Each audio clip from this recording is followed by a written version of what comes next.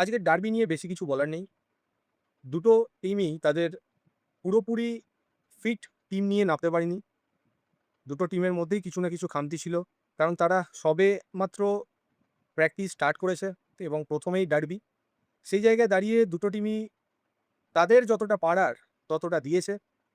প্রথমার্ধে ০-০ ড্র হয় এবং দ্বিতীয়ার্ধের শুরুতেই ৫২ মিনিটে একটা ভুল পাসের কারণে মোহনবাগান বক্সের মধ্যে ঢুকে যায় এবং কিয়ান নাসিরির পাসে গোল দিয়ে বেরিয়ে যায় সাহাল আব্দুল সামাদ।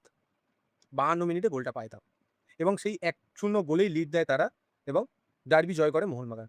ইস্টবেঙ্গলের কথা বলতে গেলে ইস্টবেঙ্গল তাদের চেনা ছন্দে সেইভাবে খেলতে পারেনি। তবে লাস্ট 10 to 15 মিনিটস তারা খেলেছে।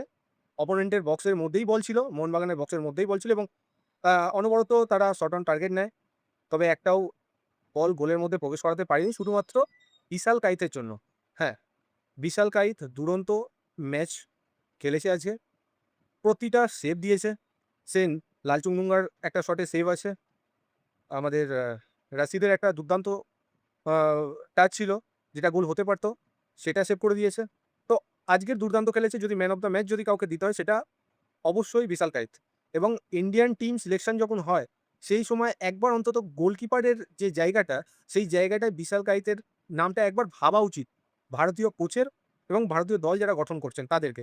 আফটার অল ম্যাচটা সাদামাটা হয়েছে, সেইভাবে উত্তেজনা ছিলও না, টিকিটেও ছিল না এবং ম্যাচের মধ্যেও সেইভাবে উত্তেজনা ছিল না।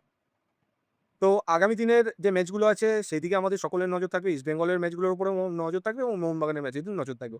দেখা যাক নেক্সট রাউন্ডে কিরকম কি ফলাফল হয়। তার উপরে দুটো টিমের ভাগ্য নির্ধারণ করছে। তো আজকে এই পর্যন্তই। ভিডিওটা ভালো লাগলে শেয়ার করে দিও, লাইক করে দিও। ধন্যবাদ।